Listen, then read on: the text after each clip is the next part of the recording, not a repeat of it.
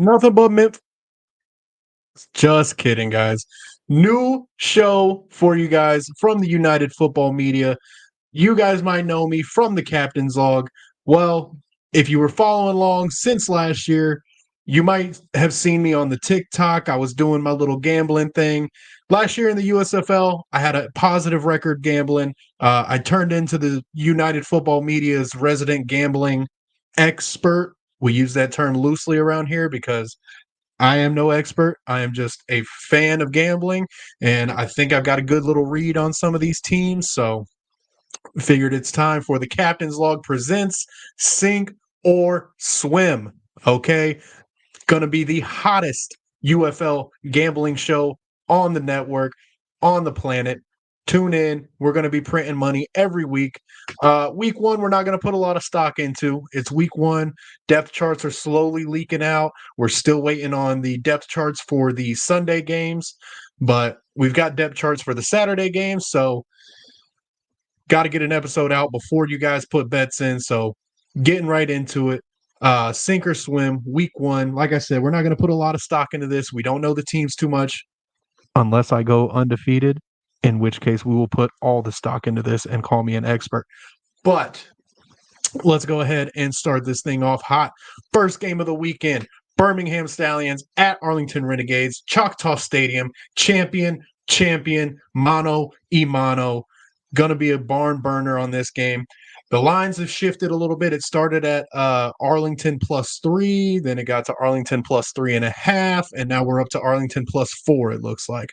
All the odds I'm using is from DraftKings for this week.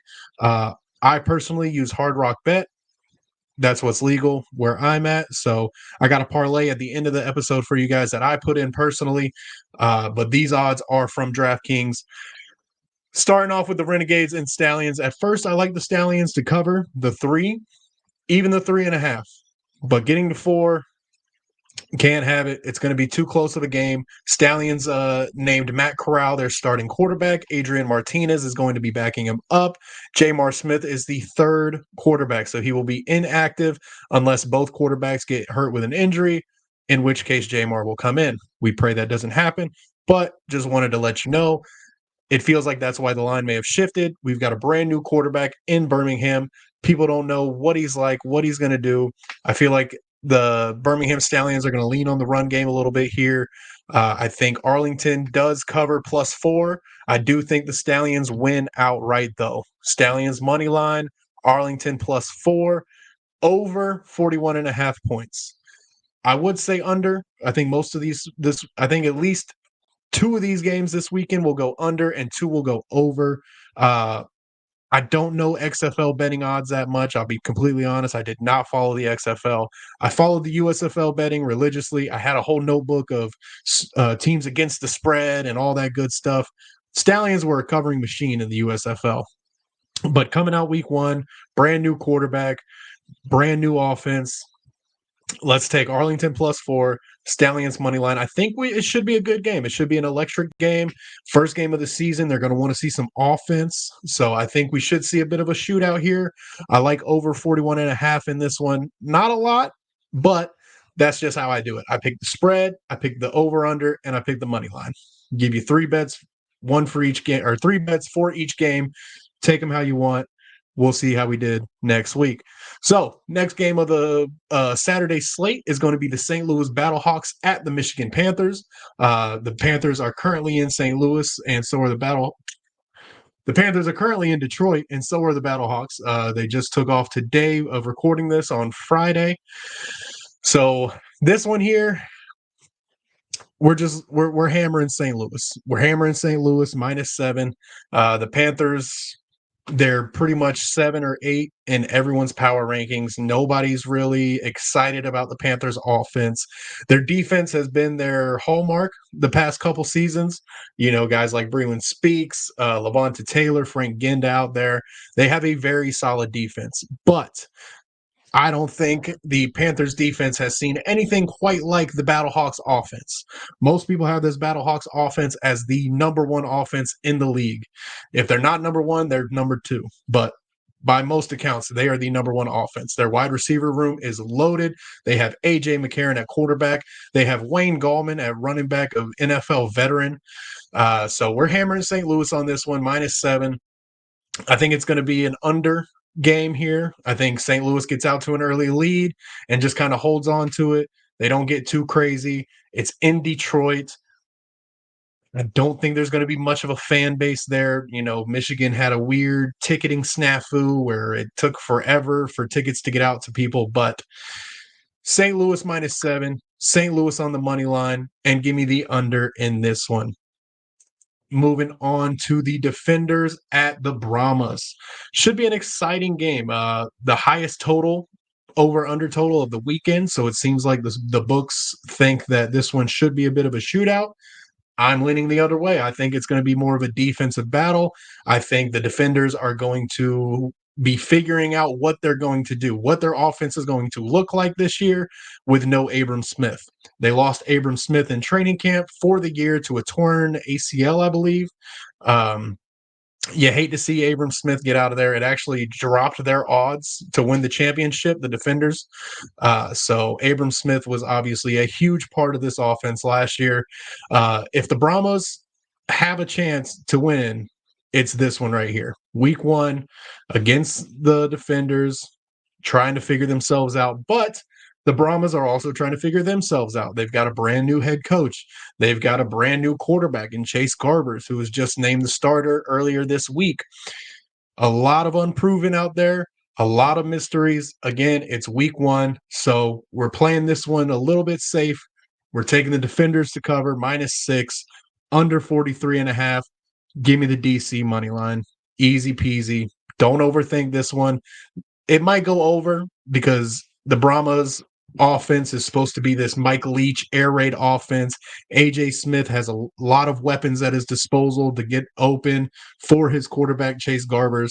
So this one could easily hit the over, but I think this first weekend, defenses are ahead of the offenses. The defense, see ball, get ball. Pretty simple. Obviously, there's schemes and stuff like that that go into it that make it much more complex, much more in football IQ. But the basics of defense is run towards the ball. So you see ball, you get ball. Run towards ball, good things happen. Offenses are still trying to figure themselves out. Offensive lines, in particular, are still trying to gel together. So if the Brahmas have a chance to take down DC, this would be their chance. But I just don't see it happening. Give me the Defenders -6. Give me the under. Give me the Defenders money line.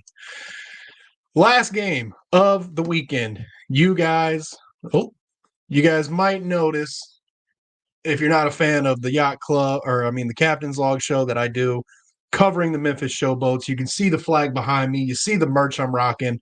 I'm a Showboats guy, showing up, showing out, go boats, show goats, whatever you want to call us, okay?